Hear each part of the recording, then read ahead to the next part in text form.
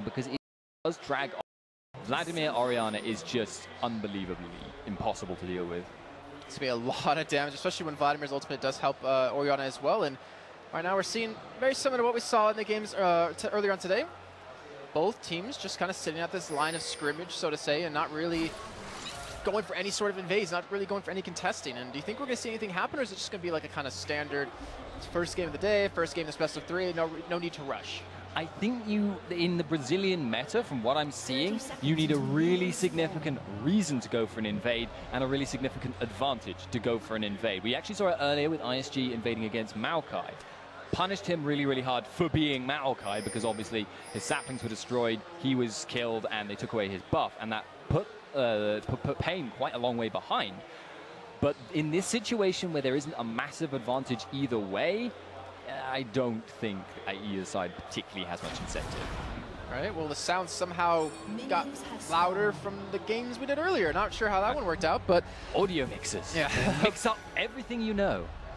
But one thing I do want to see between both these teams is how this game really develops. Remember, this is a best of 3, so it's the only first game here in this series. And I will apologize right now for you guys. I am on the camera, and Lyon Gaming, they said they were in the correct position, but they were liars.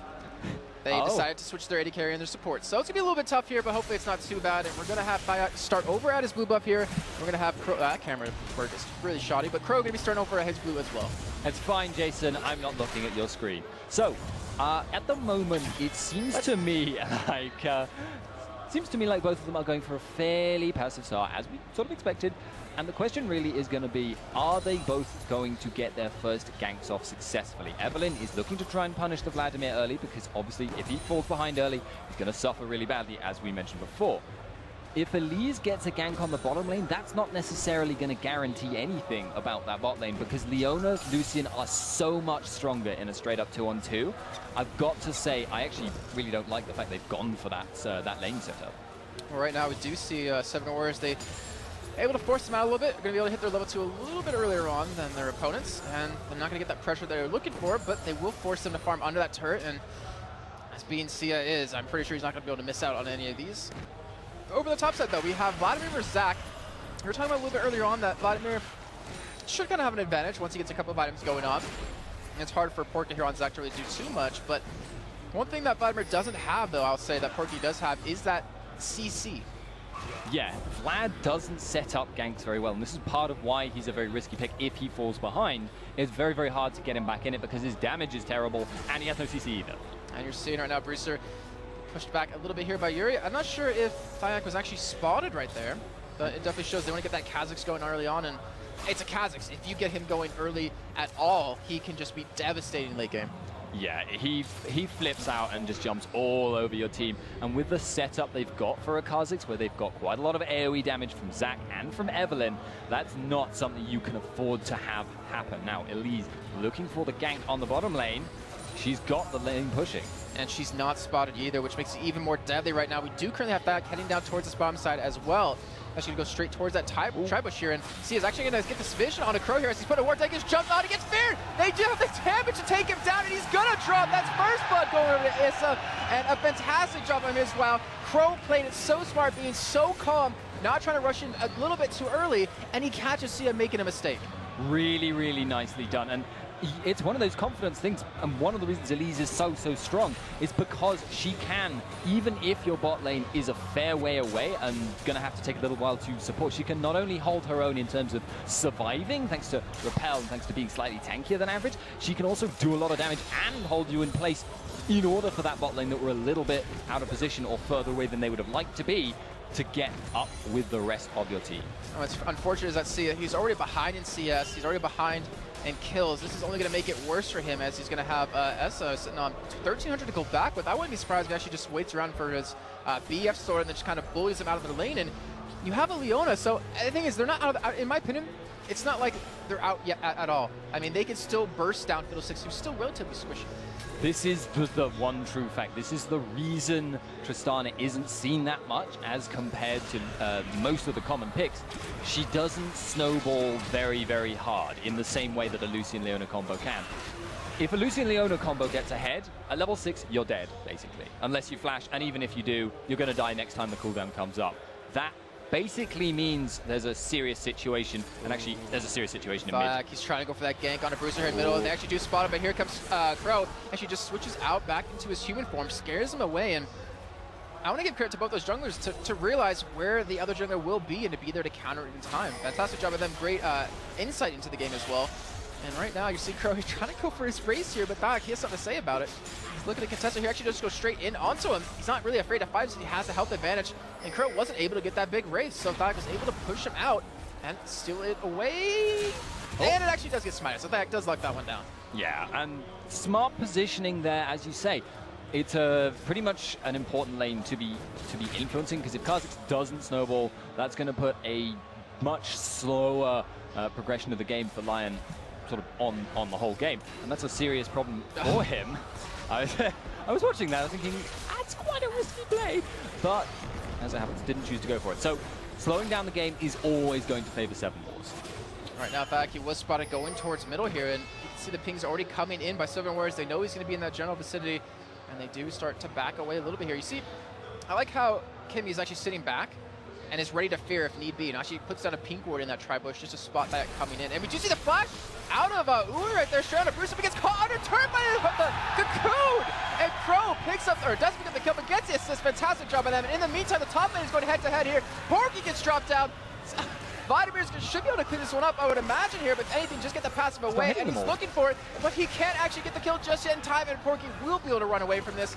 But so far, 2-0 lead now in favor of Seven Wars.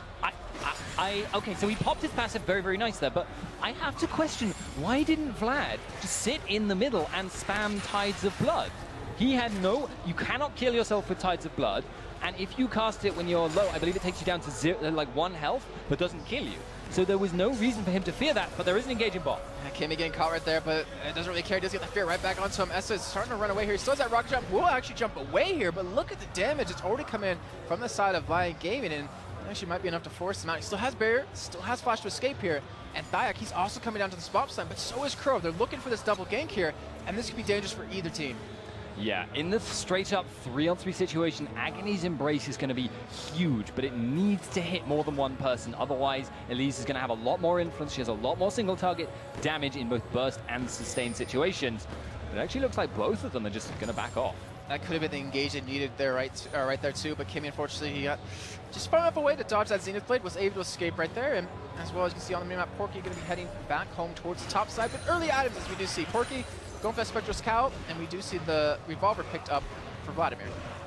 Not going for the build, but I suggested would have gone for, but there's another fight. I see he's getting chased out. We do see Evelyn just come in here with that ultimate, gets Kimmy really low. He's actually going to caught here, but not before Essa gets the kill back on the CA. Kimmy, he wills. He also back in the turn, but the turn's currently on Leona. We do see Evelyn pick up the kill, but he's going to drop to Essa again, and that is a double kill coming in for that Tristana. Now 3-0 here with 57 CS.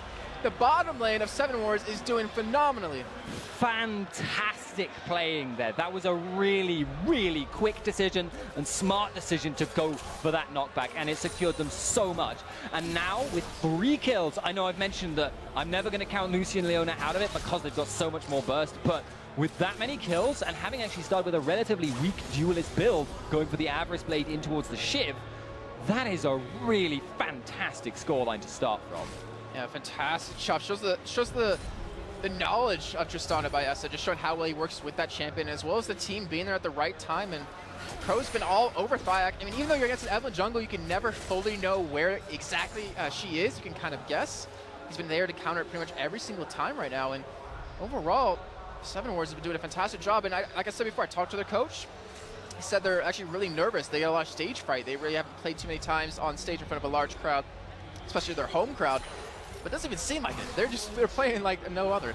Yeah, they're really, really winning this out at the moment, because mentioned before, much stronger late game as well. They've got so many tools if the game continues for even a short amount of time like this, because a 2,000 gold difference is actually fairly significant considering how early we are in the game, and they're already bullying out most of the lanes. You can see Vlad is ahead, Orianna is ahead, bottom lane Tristana is going just mad ahead. And now actually she's picked up a Shiv, which is going to mean Lucy and Leona are going to have a very hard time ever pushing out. It also makes it so Tristana can push the wave a lot faster. And also you have to think about this, is that you know, Lyon, they know where the real threat is so far. They know Essa's been, you know, dominating his lane with the help of Kimmy and Crow. So it's going to force Lyon, I would imagine, to visit that lane quite a bit more. But right now, he's still looking to help out Yuri. I mean, it's a tough position if you would think about it. His mid lane needs help. He needs to get Yuri going because Yuri hasn't been able to pick up that kill 1v1 against Brewster, who didn't even build towards the, what is the part of the zone he is? I can't remember the name right now. Seeker's Arm Guard. There we go, Seeker's Arm Guard. So he hasn't been able to get any winning trades there, but then their bottom lane is losing as well. The only lane that's holding steady is this top side, but they still have a 23 CS disadvantage. And there's very, very little potential for killing the top lane.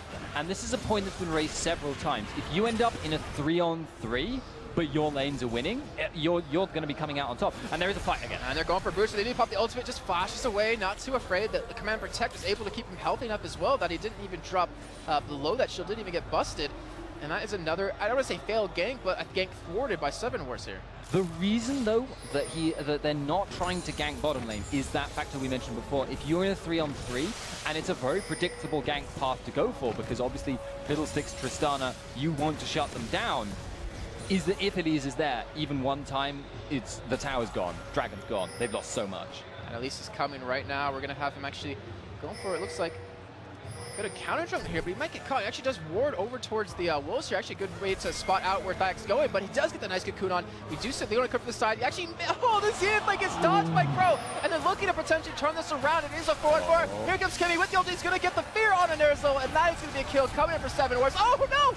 The Dark Wave picks up the kill as he gets hit over the wall by that Tristana ultimate. There's Vavisa, and here comes a Dragon over for 7 Wars. Snowballing out of control at this point. They are getting so many advantages from this because they're not going to stop with just that, most likely. They can either take essentially a free back there, or they could easily push down a tower because the lanes they're up against are going to have to return and spread out as planned. But 7 Wars could have gone whichever way they wanted, assuming they'd swept out that ward, but actually they hadn't, so they couldn't. Oh well. Yeah, but I mean, the thing is, all they need to win is these little battles, and they will just slowly claw their way to a giant lead. Currently 4.2 thousand, 13 minutes in. The biggest lead we've seen so far today out of the first best of 3 and this one. And right now, 7 Wars, I mean, they're looking more solid than we saw Pain playing earlier on today. Yeah, they have not made a lot of faulty decisions, and their mechanics have been just brilliant. I mean, I'm still reeling from the Flash ultimate from Issa. That was just brilliant to see. Now, okay, so that puts Lyon in a very, very bad situation, but they do still have a couple of tools in their favor. They can still create picks. They have got Leona, they have got Zac, but they need to start trying to push out lanes really, really hard in order to get those situations where people can be caught in transit between lanes. That means they can't let 7 Wars get much more farmed, and it may mean actually that they're going to try for Xanthans here, but they're not. This isn't going to work. And Pork is just taking basically no damage from Xanthans right here. We do have Crow heading up from middle kind of right now, but he's able to force him away, realize that the wave's going to be pushed anyways. It doesn't really give too many cares, but one thing I do want to point out is you can never forget about that counter reset as he goes in here. We do see the ultimate come out of Evelyn. Brewster gets knocked down, and there's the reset for Yuri. And actually going to turn this on the Crow here. They do force him to back away as you even see it coming in from the side. They're going to go for a 4-man push on this turret, but you're seeing the response out of 7 Wars. They're already sitting in their bottom lane, back up to middle to defend against this. And there's not a lot of ultimates available to stop them and not a lot of health to stop them. So yes, it's a kill, but it's not a huge amount, and it's not on the most important person who needs to die. They need to kill Essa at this point. So it's obviously nice from Lyon, but not really going to change the flow of the game. It's also unfortunate that Thyak was the one picking up those 2 kills, where if Yuri could get them, he would have built such an advantage, maybe get that Hydra done a little bit earlier on, and once he hits a level 11, we'll have that, I believe, jump reset as well. I think he actually did go for his Q, if I'm not mistaken. Yes, he did. So he actually did evolve his Q first. And once you have that reset mechanic, we've seen time and time again. I mean, how many pentakills have we seen Kha'Zix get in LCS so far? Yeah, I haven't got the count on hand, but I can tell you it's more than most people. Kha'Zix can snowball really, really hard, but as is always the case, it's so hard to make that work if you don't have the damage, because your reset suddenly becomes so much less threatening. It's not like Katarina where you can just jump around and do a lot of AoE damage and you'll kill everyone. You need to be able to burst one person down in order to get that second jump. And just like that, we're seeing 7 Wars. They're going to pick up 2 turrets off of this. Xanthans been doing a fantastic job top lane, out-farming Porky here, 140 to 105 CS. And he's been able to build up such a huge lead here. Going for the Stork Boots, It's will of the Ancients right now in Lyon. They seem to not really have a response just yet and what to do.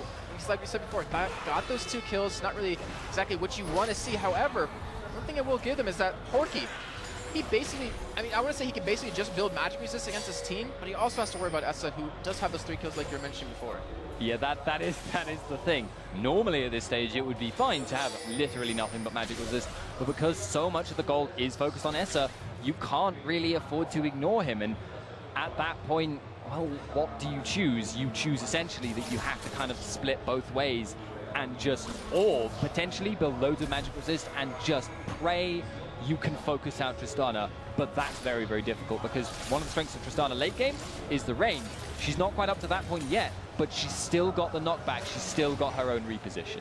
And has her team to back her up. I mean, if you think about Fiddlesticks with the fear, if you're Yuri and you jump in on top of him and you get feared and you're not stealthed up, you don't get the kill, like you're just dead meat. You're just there to die. You're a chicken with its head cut off. And I want to see if Seven Wars can really kind of work with that. But in the meantime, I want to give credit to Sia, though. If you take a look at his CS, 117 to 127 CS, but he's also died 2 times. But he's still keeping up in terms of that, which is a fantastic job. Yeah, that's really not bad performance there. But it just seems like they never had the answer to Tristana pushing them to their tower. Actually, there's another fight. Oh, we do see Evelyn use the ulti on Kimmy. Actually flashes over the wall, but we do see the jump come in from Yuri onto him. Kimmy can't escape. Maybe he can try to ulti, but he's just going to try to drain. He's going to go down here. Dragon up in about 1:30, not the exact time they wanted. And you see the threat of Essa, and you see the respect come out of back. He instantly flashes away from that, instantly tries to run away. But Lyon, if they can keep picking up these kills one by one like this can give them a nice clawing way back into the game. Yeah, as we mentioned before, that is the one strength their team will always, in fact, have over Seven Wars. They have the potential to catch one person out and blow them up really, really well. What Seven Wars just need to do, though, in order to avoid that, is just continue applying pressure across the map and make sure they've got warding control in the upper jungle and the lower jungle of Lyon. If they can keep that control going, continue pushing out with their excellent wave clear on every single lane, they shouldn't have too many problems continuing this. And speaking of pushing out, I wonder if Yuri's going to try to get to that split push threat that he can really be on a Kha'Zix. And he does have half of his Hydra done, and he does have that Brutalizer picked up as well, so he can do a fair amount of damage, but right now, Lyon is just forced to react to any kind of move that Seven Wars makes. I mean, they're trying to pick up the kills, they're doing it right now. But honestly, a dragon would be like the perfect way to really solidify, or at least solidify your way of getting back in the game. Solidify both your way of getting back into the game, but also solidify your loss if it goes wrong. Seven Wars, they've got so many tools in an AoE-focused team fight, but if they can catch Vlad, that could give them, no, the thing. I just blah. Yeah, it's kind of hard to catch a bottom as you were saying before. He does have that Seeker's arm guard done now. You do see Dragon started up here, and Crow already has it down about half out back. Wow. Trying to come in here, and I'm not sure if he can really pull this away, but he can't get the smite. So we see the ultimate come out of Fiddlesticks, traces straight after Yuri, but Yuri actually stealths away. We see Porky jump in towards the backside straight onto Yuri. Finally rejoins the fight. Brewster's very low. He's looking for the kill, looking for the reset, but the Orion ultimate pulls him away and saves his life. And even with the command protect, he's not going to die from Ignite either. As he's going to clean up, and just like that, with the 4 kills, maybe even 5 coming here, and the Dragon, Porky misses the jump over the wall. He's forced to flash, gets chased down by the entire Seven Wars. That's going to be an ace. That's going to be a Dragon. And Seven Wars had just come out so far ahead, and we were just talking about solidifying a chance of getting back in the game, or you're lost. And I think we saw the latter of those two. Yeah, that's now 7,000, nearly 8,000 gold between the two teams, and a Tristana who must have enough gold for an Infinity Edge. I believe that was even a triple kill coming in for Essa right there. He's now 6-0-2, and that was just an interesting fight. If we think about how it began, it was Kimmy kind of getting caught, but he used the ultimate over the wall and pushed Yuri out right away, and they just didn't get the reset. Like, that's what you were saying before. I mean, yeah, if a Katarina can do a lot of AoE damage on a reset, but Yuri just couldn't get the extra damage he needed to start that going, to start that snowball. Yeah, the thing was there actually as well. It was a really close run thing. Bruce's Shockwave made sure there was no reset there. That pulled away Kha'Zix and put him in a position where Tristana could finish it off. And after that, Essa was just free to go completely hammed. You saw him flash over the wall alone to continue the fight with Zach, because he knew he was just under no threat at all from that. The thing is, if you look at the items that are being built up, Zonya's Hourglass coming for Vladimir soon for Xantins. Rooster has this done. Tristana already has great protection from Fiddlesticks and the ability to jump away. So that means Crow and Kimmy are the only two that could potentially drop down here, and Crow's been building tanky, so it's Kimmy's the only one that can really die. And they haven't been able to do that either. It's getting very dangerous to the point, at least in my opinion, that Seven Wars will have control of this game unless they make a major mistake. Yeah, it is now very much on Seven Wars' shoulders to not lose the game. It's very much theirs to win. As you say, if they focus down anyone, I mean, if you can catch Essa and somehow avoid him getting away thanks to his team, or, you know, if he's just wildly out of position, split pushing solo, and you can get a Leona ult on him before he W's away, it could potentially be the start of a good team fight. But catching Fiddlesticks, and unless he is also wildly out of position, is not really worth it, because if you focus a lot of cooldowns on him, the rest of the team on Seven Wars has more than enough damage to kill 4v5 if there's no ultis. And you have to send more than one person at him, because if you're just one man, you get feared. You're not really going to be doing too much right after that, especially if the team is right behind him. But Yuri getting a little bit out of position here. He's going to be forced to jump over that wall. A little escape here, but in the meantime, we do see the backside. Essa actually kind of getting caught here. He does get knocked up, and this could be the death of his jump. Doesn't really take him as far. The Orion ultimate does protect him, and they're keeping him alive. The Fiddlesticks party coming in from the backside over the wall, trying to pick up the kill. The Dark Wind has come in. Yuri's forced to run away. The entire team's forced to run away as they flash in for Porky. He does get the last missing shot over the wall. The red buff is taken. Is it going to be enough? No! But we see the double kill out of Zance's ultimate. Picks that up. And just like that, they're going to get a turn off this. They got the 2 kills. They are just snowballing the slight advantage they pulled off early on throughout the rest of this game. Yeah, 10,000 gold now overly achieved. They are completely dominating the game. They could go for Baron right now, and even if Lyon Gaming turned up to stop them, most likely they would be able to just disengage from the Baron and engage on them. As it happens, they're taking the slightly safer path, which is fully understandable, taking away another tower, but they are so far ahead, it cannot be emphasized enough.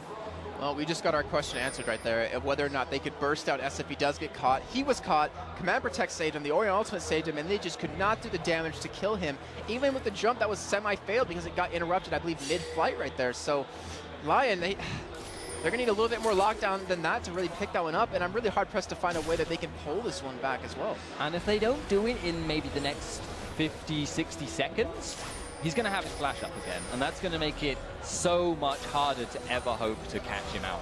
That is a really, really hard thing to deal with already. There's so much goal between the two teams, and honestly at this point, Lyon needs to just start thinking about what they're going to do next game, because they really need to rethink something here. The thing is, they're a good team. I mean, we know them. They played against Game Gear U in the finals to see who can qualify over for the walkout tournament for Worlds in Season 2, and unfortunately for them, they just, sorry, Season 3, sorry. But unfortunately, it's just they're not showing that same kind of team that we saw then. I mean, they had one roster change. I'm not sure what's happened since then. Maybe it's the Season 4 patch just throwing them off. But they need to do something quick if they want to keep their hopes alive here at Intel Extreme Masters Sao Paulo. Well, I mean, they beat, what, MYM a month or two ago in WCG, something like that? They are you know, they're good. They're really, really good. And they are just getting chumped at the moment. There is nothing that they can do at this point short of a mistake from Seven Wars. That's the point we've been making. That actually speaks most of all to me of how good Seven was in. I think this is actually, by the way, the Tristana Shiv Rush. That's an old KT Bullet strap.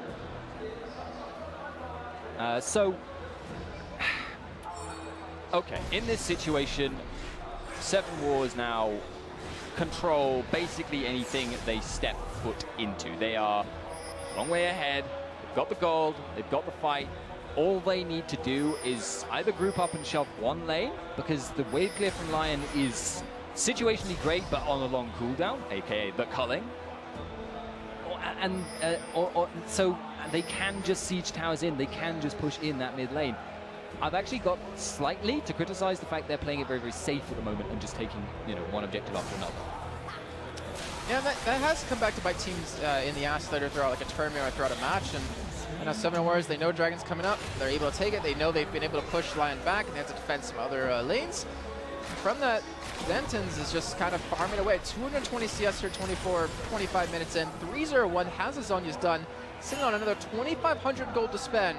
When he does go back and buy it, to become very, very dangerous if it already wasn't for Lyon here. And you see Lyon, they're trying to respond. They're putting pink wards down. They're trying to ward up their own jungle a little bit here or there. They're trying to get vision of the enemy team at all times. But the money that they have to do that, yeah, they have the trinkets obviously to do it, but they're starting to run really thin here. And we do have Zantons.